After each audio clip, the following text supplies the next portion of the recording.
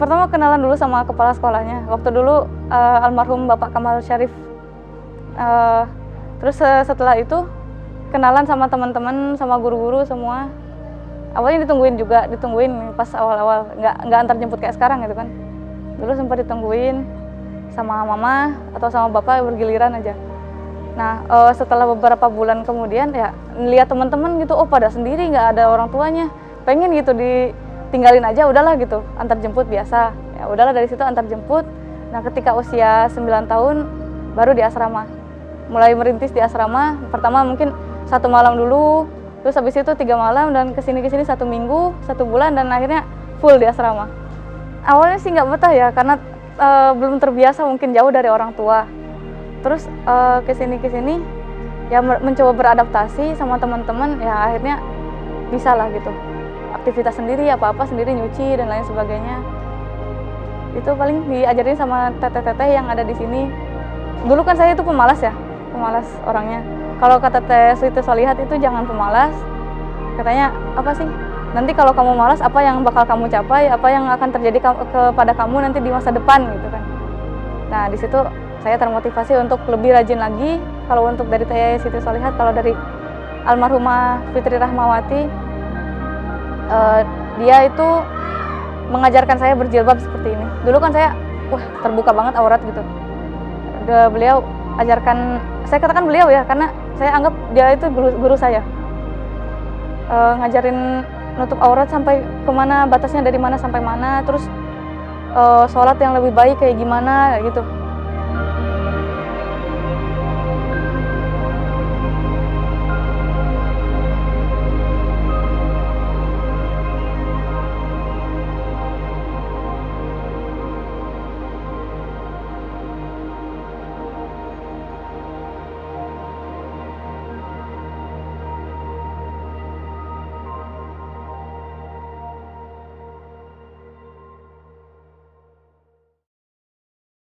Yang paling dirindukan itu kabur dari kelas.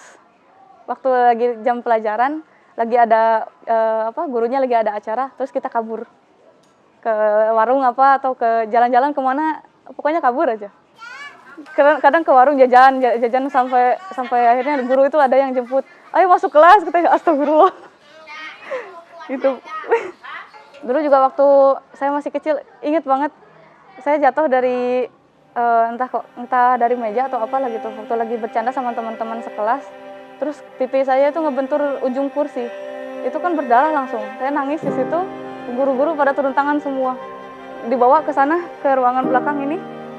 Terus saya diobatin sama mereka, pokoknya dimanjain gimana sih gitu, anak kecil dulu itu. Terus waktu selanjutnya waktu saya sakit juga, mereka betul-betul perhatian lah, nggak cuma sama saya aja tapi sama semua.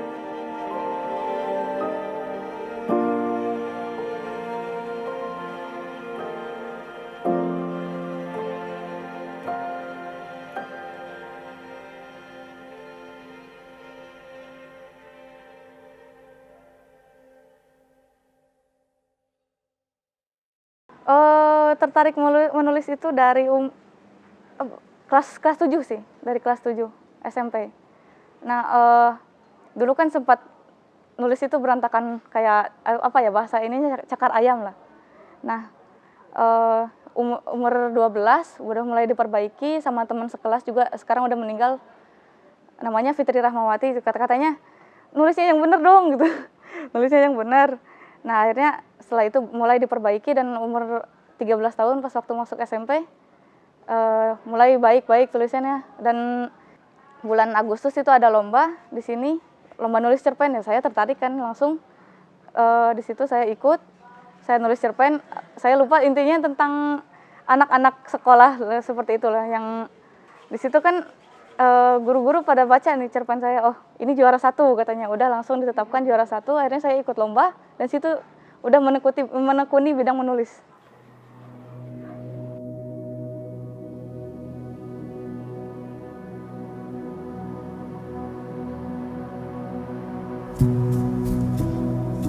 Tahun 2018 itu pernah dapat penghargaan juara 2 provinsi nulis cerpen di Cianjur. Waktu itu di Hotel Yasmin dikasih penghargaan sama, kalau nggak salah Bapak Gubernur pun ada, kalau nggak salah waktu itu masih Pak Ahmad. Nah, yang kedua 2019 lomba cerpen tingkat nasional juara 1 provinsi, alhamdulillah. Itu dikasih penghargaan di Bandung, tepatnya di Cileunyi. Terus di 2019 juga pernah dapat penghargaan juara 1 nasional lomba menulis cerpen di Jakarta. Enggak sih, tepatnya di Serpong, Tangerang, di Hotel Atria.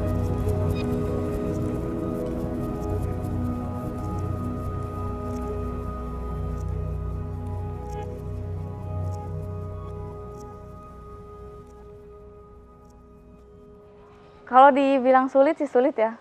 Misalnya saya tuh harus ngebayangin satu tempat atau satu rute jalan. Nah itu Masya Allah pusing, harus gimana ya gitu. Takutnya nanti ketika saya tulis, salah ternyata gitu kan. Tapi ya udahlah gitu. Saya akhirnya cari taunya itu dengan cara nunjukin ini gambar ke mama atau siapapun yang ada di dekat saya yang bisa lihat. Ini rutenya dari mana ke mana sih. Terus kalau misalnya apa ya, ruangan, misalnya bentuk ruangan ini kayak gimana sih, ada apa aja di dalamnya, setinggi apa, selebar apa gitu. Kalau dari orang sendiri, saya belajar ekspresi dulu, misalnya kalau lagi heran itu kayak gimana sih ekspresinya, keningnya berkerut, atau kalau lagi marah pipinya merah padam gitu, sampai gimana lah.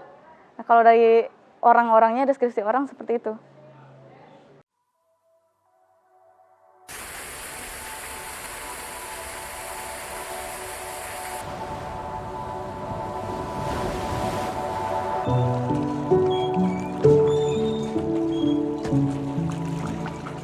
Mimpi, ya kalau dari mimpi kadang-kadang saya sendiri bisa lihat gitu. Bahkan teman-teman yang total, yang lebih total dari saya itu bisa lihat katanya kalau di mimpi. Bisa tahu ini apa gitu. Nah,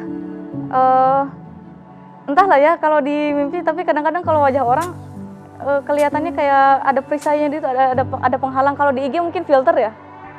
Nah, itu kayak semacam itulah.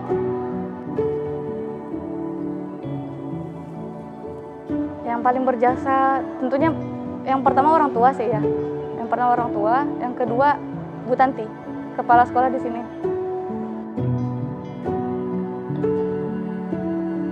Beliau itu kayak memperhatikan saya betul gitu. Misalnya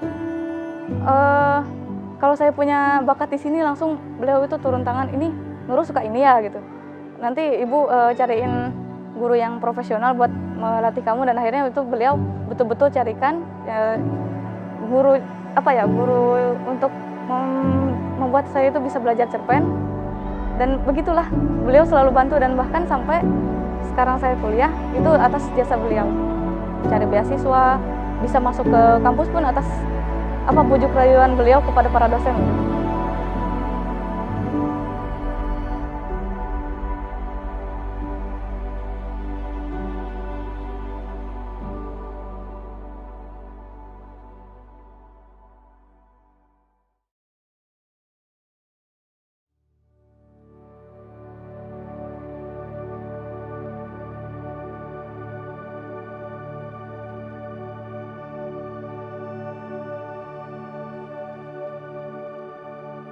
Rasa minder awalnya iya minder gitu.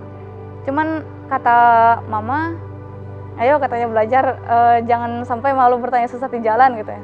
Terus coba ngobrol sama teman-teman gitu. Kalau misalnya mereka lagi ngobrol nimbrung gitu. Ya udah, dari situ mulai belajar meskipun awalnya malu-malu gitu. Tapi kesini alhamdulillah bisa berbaur juga, dan rasa minder itu hilang gitu aja. Respon mereka awalnya aneh gitu, aneh ngelihat ini gimana sih tunanetra aktivitas kok bisa ya gitu. Terus akhirnya mereka kayak kalau mencibir sih enggak ya, cuman jadi kayak mereka tuh pengen tahu, betul-betul pengen tahu gitu. Misalnya kamu tuh kalau jalan kayak gimana sih gitu, kan kalau jalan gini ya biasa gitu jalan ya, pokoknya gitulah. Sampai nanyain, kalau kamu main HP itu kayak gimana sih, kok bisa balas chat kita gitu, paling gitu.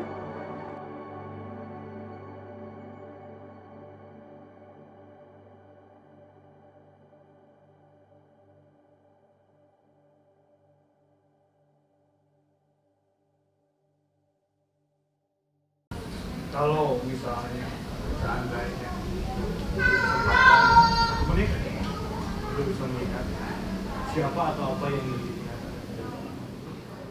Yang pertama ingin dilihat Al-Quran, tulisan Al-Quran. Maksudnya Arabnya, bukan tulisan terjemah tapi Arabnya. Itu yang asli, mushaf dari Madinah. Karena siapa yang menciptakan saya saat ini adalah Allah. Dan apa-apa yang ingin saya baca pertama kali adalah kalamnya, kalam Allah.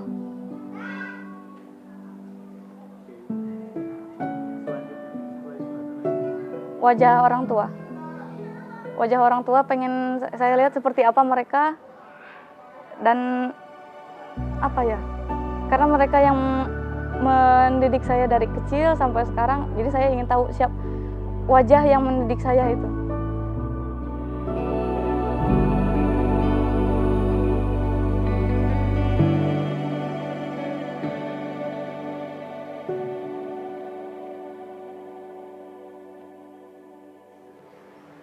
Dari dulu belajar sabar menghadapi cobaan, terus belajar untuk kuat menghadapi cobaan. Kalau ada ejekan dari orang, dengerin aja, nggak usah ditanggapin.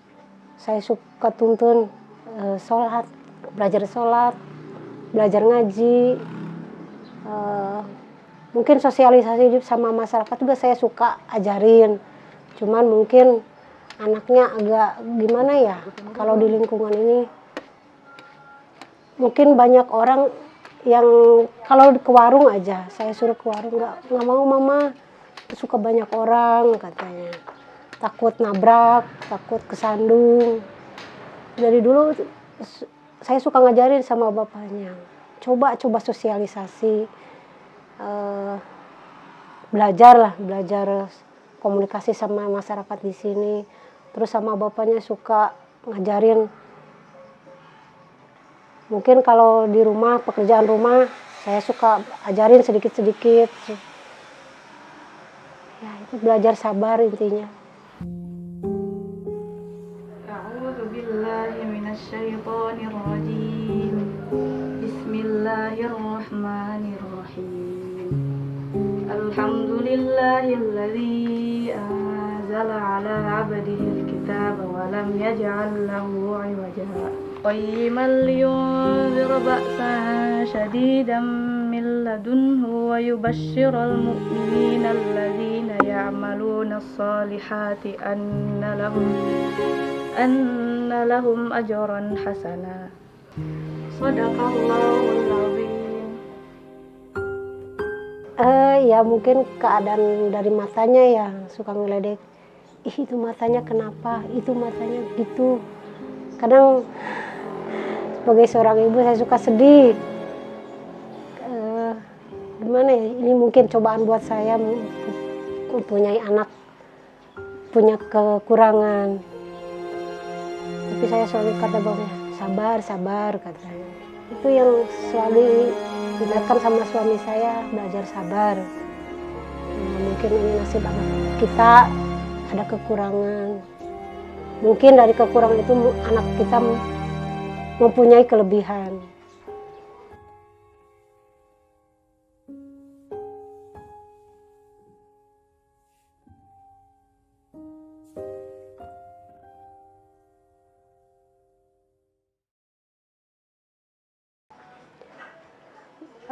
Sebetulnya nggak percaya dulu waktu ada kenaikan kelas, mau ada acara di sekolah, kok anak saya nggak pernah tampil di bidang kesenian. Kalau yang lain ada nyanyi, ada puisi, kok anak saya nggak pernah tampil. Apa memang anak saya nggak ada keistimewaan, nggak ada apa ya? Itu tahu-tahu pas masuk kelas 3 SMP kalau nggak salah baru ketahuan tuh muncul itunya kelebihannya. Dari situ ya Allah, mungkin ini kelebihan anak saya tuh dalam bercerita, bukan dalam bidang seni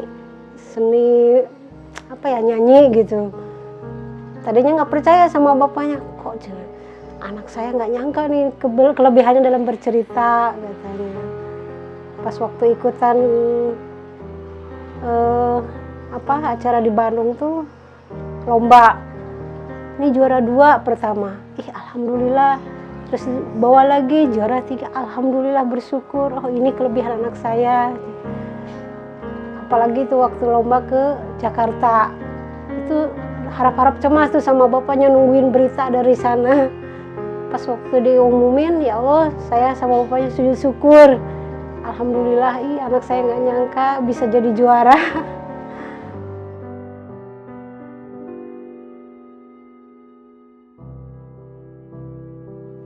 Mungkin selaku orang tua hanya bisa mendoakan, terus mendorong, mudah-mudahan cita-citanya tercapai, terus bisa jadi anak yang bisa membanggakan orang tua.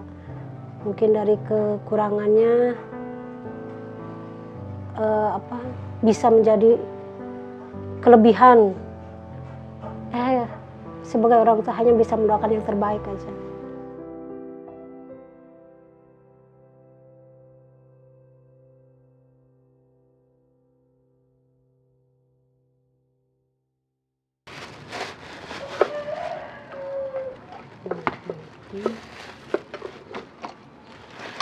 Jadi emot si Husna jeung si Azam teh mah ketika cinta bertasbih. Rumahna kan kieu sah. Dina novel mah ceritana tidak berkeramik, dindingna harideung. Oke, sekaligusin aja lah biar enggak ribet. Kegiatan sehari-hari mama yang ngajarin. Ya kan kata Syekh Badiuzzamani Said Nursi juga kan yang ulama dari Kurdi.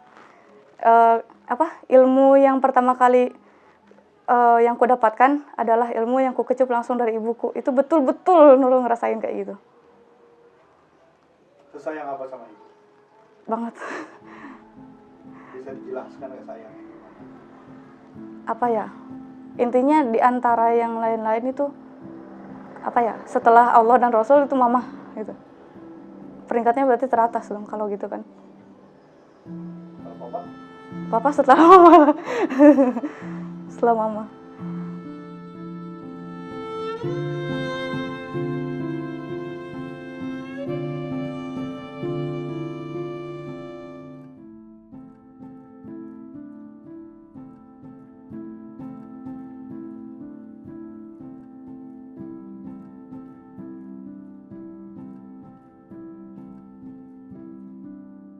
Waktu dulu itu kan karena Nurul masih belum bisa jalan normal gitu, kalau dia kan lewat rel kereta api ya. Dia waktu mau ke Pasar Gudang, antara Pasar Pelita dan Pasar Gudang belum ada jalan pintas ataupun jalan yang akses gitu. Bapak itu pokoknya setelah turun dari angkot Goalpara langsung ayo Nurul gendong gitu. Sampai Bapak itu kayak bungkuk gitu gendong Nurul. Bahkan abis turun dari angkot Balandongan pun masih tetap digendong gitu, karena katanya takut ketabrak, takut ada yang nyenggol atau gimana. Iya gitu. Seneng banget waktu itu digendong. Seneng, iya. Gak mikirin perasaan bapak kayak gimana, berat apa enggaknya gitu. Pokoknya ya yang dipikirin sama Nurul tuh kenyamanan Nurul sendiri. Sekarang baru sadar betapa luar biasa pengorbanan bapak buat Nurul. Buat bapak. Ayah meskipun posisinya di bawah 3 tingkat di bawah ibu, tapi ayah itu tulang punggung keluarga dan dia yang paling kuat. Dia superhero untuk kami semua keluarga, Nurul, adek, mama. Pokoknya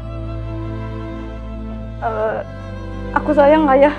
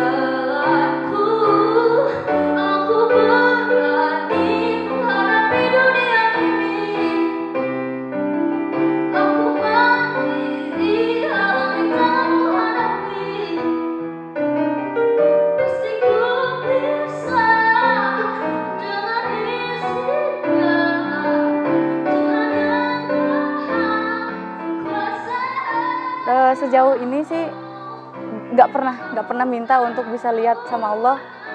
Udahlah gitu, apa sih, kalau emang udah takdirnya seperti ini ya sudah, tidak usah minta yang lebih atau bahkan mungkin dibuat ditotalkan sampai buta serius gitu. Nggak pernah minta apa-apa, cukup seperti ini pun udah alhamdulillah. Allah itu menciptakan kita ada tujuannya, dan kenapa kita nggak mau meraih tujuan Allah yang itu. Kita harus bisa bangkit apapun itu yang kondisi yang kita alami, dan kita juga harus bisa membuktikan kepada semua orang bahwa tunanetra itu nggak cuman diam aja di rumah, nggak cuman nggak cuman duduk santai, tapi kita juga harus bisa berjuang sama seperti orang-orang pada umumnya. Intinya jangan pernah menyerah aja, apapun target kalian terus jalan. Kalau misalnya ada target yang tersembunyi, maka sembunyikan, kecuali nanti ketika kalian sudah mewujudkan, baru tampakkan ke dunia. Tapi kalau misalnya targetnya sudah diketahui orang, terus saja jalan. Jangan pernah berhenti, dan kalau misalnya ada rintangan itu wajar, karena nggak mungkin sukses itu bisa dicapai tanpa ujian sama sekali kan. Jadi intinya terus aja berjalan, sampai akhirnya kalian bisa berhasil dan sukses.